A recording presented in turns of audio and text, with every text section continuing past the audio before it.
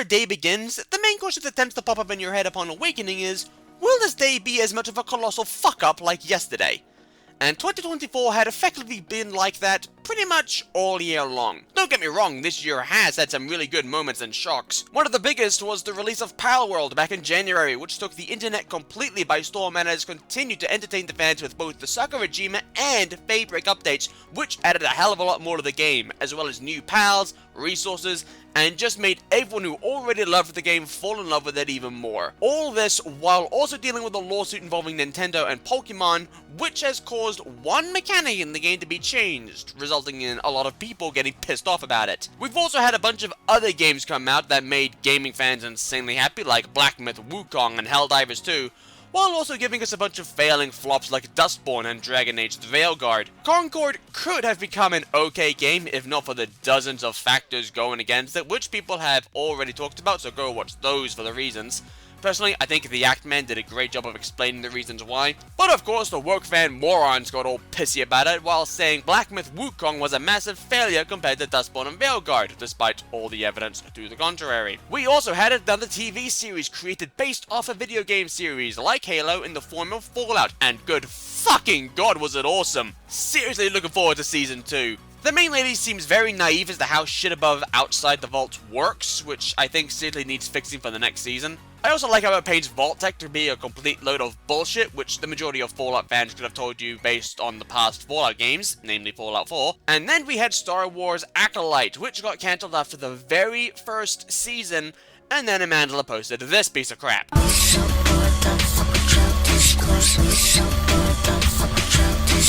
Yeah, because insulting your audience while completely ignoring how privileged you are is totally going to get your show renewed for another season. And it was such a shame too, because had they not tried forcing messages in the show, I think it really could have been a great watch. We also had a new series of Doctor Who that had a similar issue with Gatwa saying if you don't like it then don't watch, which ended up being exactly what happened, and then attacking the fans for the series not succeeding. Basically, I'm saying that 2024 is when Hollywood's IQ dropped below that of the cat from Red Dwarf, who has the brain the size of a grape. We also had Madam Web come out, which wasn't that great of a success either, along with Rachel Zegler being an idiot on the internet. There was also a bunch of other movies that came out from Disney and Marvel, which didn't make any money. At least until this movie came out, which was fucking awesome. Seriously, in regards to movies of 2024, Deadpool and Wolverine was one of the best movies I've seen this year. Especially with the amount of fan service with the Human Torch, and even bringing back Wesley Snipes out of retirement to take back his role of Blade, which was pure fucking legend. And the Blade trilogy is one of the best movies ever in my opinion.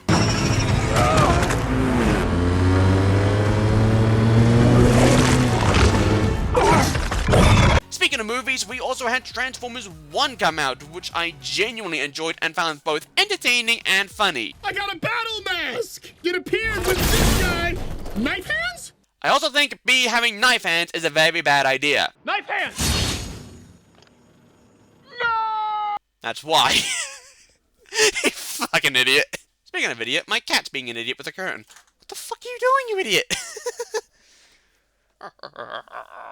But there has also been a massive disturbance in the force over in America as it's elected its new president to be an orangutan in a wig in one of the biggest comebacks in history. And it helped me nab this song, which I now have playing in my car, which made my friend confused when I'm not even American, and I was just like, so the song's not allowed to slap.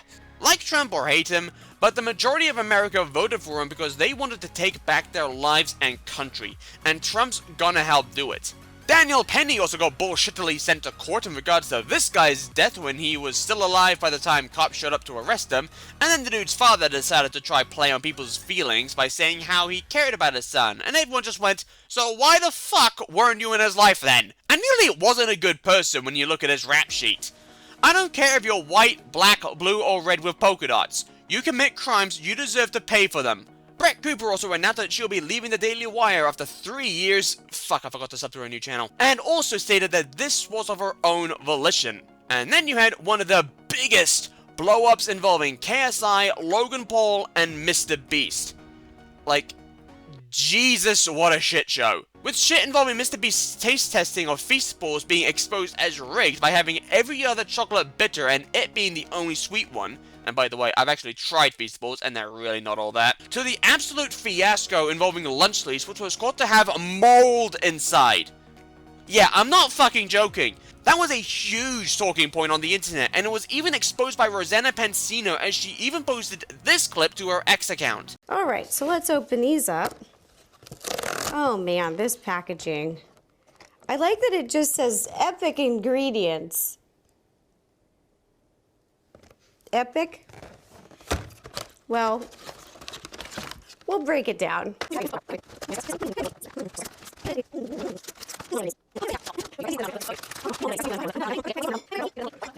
I think Howard do the first. Is that the not version? Is that one? These are molded. No way.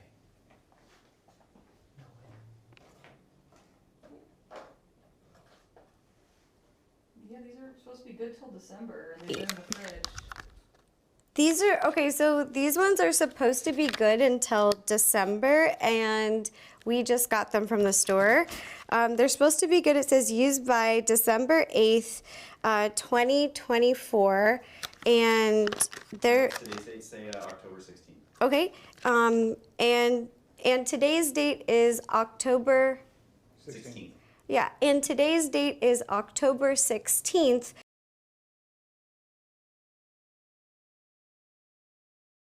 So these are supposed to be good for like another 2 months. And right when I was opening these, because I thought, let's not just put them on the plate, let's like put all the food on the plate just to see what they look like. I'm opening this and this is molded. Like that's mold. That's mold. You guys, this is... And as a result, Lunchley got completely pulled. Also, I'm aware of this shit, and I'm just not fucking touching it. Yeah, the less said about this, the better, I think. For me personally... Okay, honestly, I've had better years. The majority of the year for me was not pleasant. I was fairly miserable, with a few good spots. The first being me falling in love with Power World and making up my own movie idea, as well as my own character and backstory, which I thought was pretty good. I also came across the female K-pop group Dreamcatcher, and a bunch of their songs that jive with me. Good Night, Fly High, and Wake Up being the top 3. I also finished Robot Wars Series 2 on Spike Prime, as well as the special from a couple days ago, and have now begun working on Robot Wars Series 3 and its special events, which is set to be the biggest Robot Wars series I have ever made in my life. The main series is all finished, so just the specials, and I also have Battle of the YouTubers 2 to work on as well. And looking back, thinking that might be why I've felt the way I have this year. Possibly because of burnout from all of this. Not fun.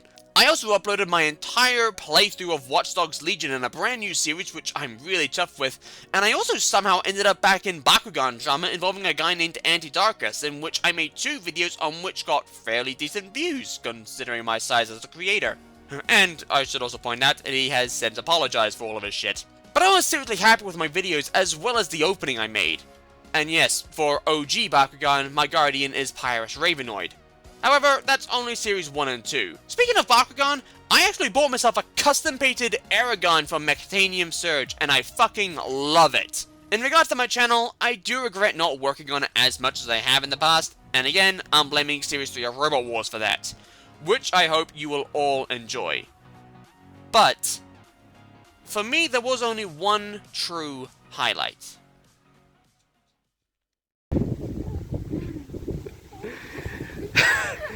The dog nut in its natural habitat. And a child. Father in his natural habitat. Yeah, dealing with a dog nut and a baby. On the 19th of May, I took an airplane by myself to LAX, which is a lot fucking bigger than the video game showed. GTA 5 lied to me. Also, no shit, Einstein. But that was just a connecting flight, as my true destination was England, where I got to physically meet up with fellow Gundam creator and very close friend Ashtra Kamiya, where we then drove down to her house, where I then met her now fiance and their daughter, as well as a spare room they let me stay in. Monday kinda sucked, as we didn't really do much, as Shay got sick and she ended up in bed for the rest of the day, with me worrying about her, so not much we could do there. The next day we went to the pool for their daughter's plaything, and technically I wasn't allowed in as it was only for family, but Shay and her fiance mentioned how I had flown from New Zealand and was over for the week. It was the only week Shay had free, so shut it, I got enough of that crap from my parents and grandparents, to which they made an exception. And to that point, I actually hadn't been to the pools in fucking years, and I want to thank her fiance Ben for lending me his spare swimming trunks for the occasion. After that we went to the Fisherman's Catch for some lunch, which I paid for, before going to a playdate thingy for their daughter next door. Then we drove down to Tesco's. And this was where my hatred for them was born. Mainly because of this section. We don't have that shit here. I took one look at it and I just wanted to eat everything. I mean, can you fucking blame me? Oh, and there was this cat that hangs out there that was sleeping. Cute kitty. Then we went back home where they made a really good chicken korma for dinner, which I'd love to have again. The next day we went to a garden place with a little cafe for lunch, to which we ordered most of the shit they had, as well as going to a little shed in the place where one of the things they did was custom jewelry, which led to me buying myself a ring for 16 quid, as well as buying them a Birds of Paradise we found there for £100, which really freaked the fuck out of them and had them concerned. Before we ended up going back home and started watching Pokemon I Choose You, which literally had me break down in tears twice. Fuck this movie. Straight up, fuck it.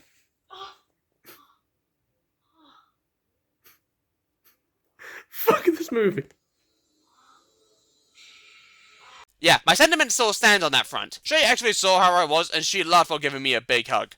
Again, to reiterate, fuck this movie. But to be honest, it was a really good movie and I genuinely did enjoy it. And then I made dinner with mixed veg, sauteed potatoes, and New Zealand lamb steak, with Ben referring to me as MasterChef New Zealand. Still calling bollocks on that, but they all enjoyed it, including their daughter. After I helped her cut her potatoes, because the one she stuck on the fork she tried sticking in her mouth, but it kept going further and further down the fork. And during dinner, Shay misplaced her phone, so she used mine to make this video. Oh, look! This is delicious. Who knew we had a trained chef? Well, you're not, but still. No. My dad was, and he's going to pass that on. Oh, you're calling my phone. Fair. It's ringing, I can't hear it, Fair. it's pretty not in the room. Yeah. Yeah, but either way. I love you. There. At this point, I feel like I should add some clarity on our friendship. Shay and I have known each other for over 9 years at this point, and we got really, really close to one another. I also developed a crush on her years ago. And something I did leave out was her spoon feeding me at the cafe on that day in front of Ben, which he didn't care about because he already knew how close me and her were. And I also knew not to fuck with him as he could break my neck just by flicking me. And then Shay would kick his ass for it. But Ben and I also got along while I was there. In fact, there was one moment I'd have loved to have filmed and I kind of regret not doing so. But when Shay and I were on the couch, she was saying something, forgot what, sorry, and Ben came in going, "What am I, chopped liver?" And I just went, "Your leftovers." Which neither of them expected to come out of my mouth and laughed. And that wasn't the only time that happened with Ben.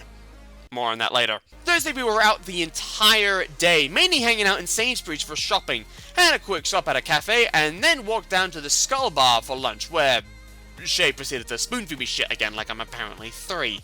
Though she did Ben too. Oh, and I took a photo of this because I found it fucking funny. And then we got home and began getting ready for their daughter's birthday Friday, and we began blowing up balloons. I then went outside to chill with their daughter, and Ben came out telling me she's struggling with balloons by saying, and I quote, "She's struggling in the sucking department," to which I quickly responded, "So what else is new?" And he lost it. And Shay apparently heard our laughter and proceeded to call us both bastards. Fair enough. On Friday, we were out for most of it. Went to Spoiled for Choice where I bought myself a couple things and also got something for Shay, which got me a big hug. And then we went to the Arizona Diner where their daughter had a small burger and fries, while the rest of us had curly fries, need more of those in my life, and a heart attack burger, which was fucking huge. Seriously, makes my burger look like something out of McDonald's. 10 quid too. Happy birthday! Happy birthday, Baba! Happy birthday! Yeah! You're 2! Yeah! Yeah, you are. Yeah! And there's Mummy, Yeah! and there's Taylor, and then back to Baba. Woo! Do you want some sugar? Is that a good idea? No. Yeah, it's her birthday.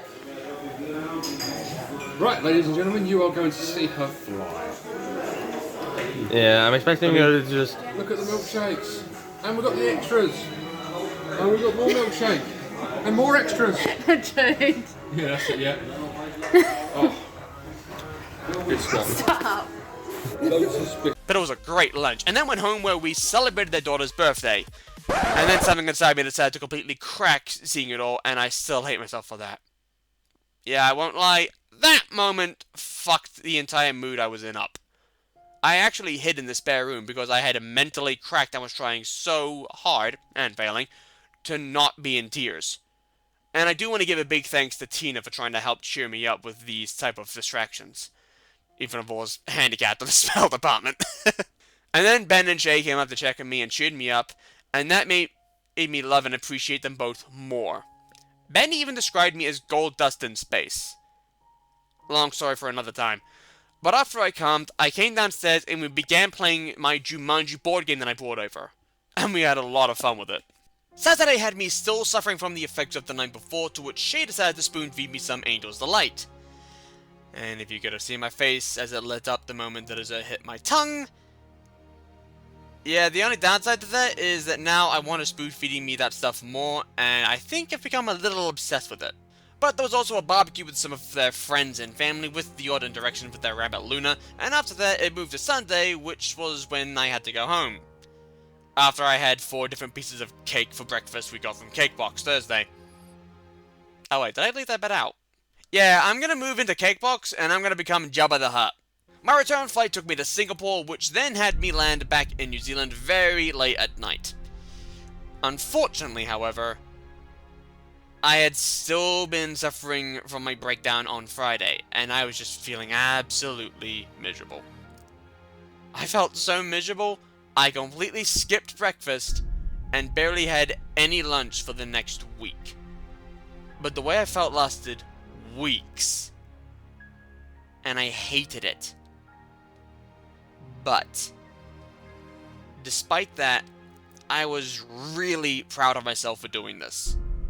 For booking my flights and arranging the chance to meet my dearest friend who I love to bits, playing with their daughter and watching Bluey with her. Speaking of, I have issues with Bluey's mum. Gaming with both of them, either playing Crash Bandicoot or Code Vein. You need to get that on my PC, actually. And Ben even labeling me as their daughter's uncle. Without a doubt, despite the bullshit I felt afterwards, being with them was probably the happiest I'd felt in quite a long time. And I genuinely look forward to seeing them all again. Do you want some sugar? Is that a good idea? No. I also learned that wank is also a beer, and the British in me also wants to get into drinking beer just so I can say to my friends I'm gonna have a wank, and proceed to drink it on call to freak them the fuck out. I mean, I can do that with mother, and I could have with pussy back in England if we ever came across it. Really want to try some, actually. Shane, next time I'm over, can I try some of yours, please? I'll let you try my mother and I'll give Ben a wank. This got weird fast. Oh, and I also had a friend on Snapchat mention that the printer at work is not working properly, which led me to replying, well, like this. You're welcome for that mental image, by the way. I also mentioned that Shay and I are very close. Well, our relationship is almost flirtatious, but nothing ever really comes out of it. Just me being a general dick and her wanting to beat my ass. So, you know, typical married life, even if this one is platonic. I also saw this in one of the magazines we sell at work. I have so many questions, but in the end, I ended up making a limerick out of it, thanks to Shay commenting and me wanting to rhyme to it. There once was a woman who married a tree, and it was a beauty for all to see.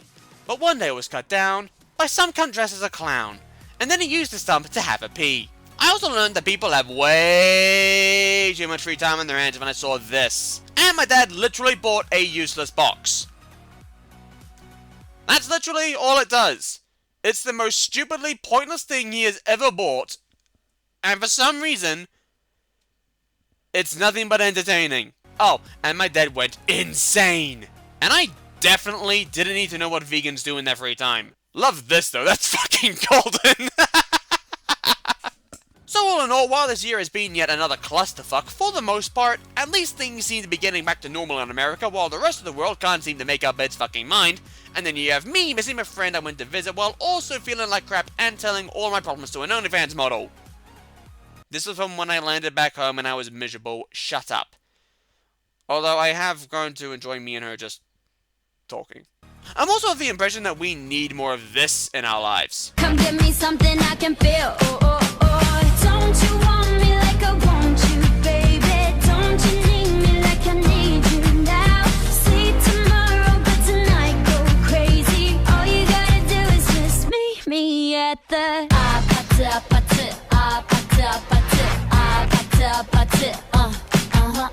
As always, hoping that 2025 won't be a shit show and that the world can come together singing the Campfire Song together in perfect harmony.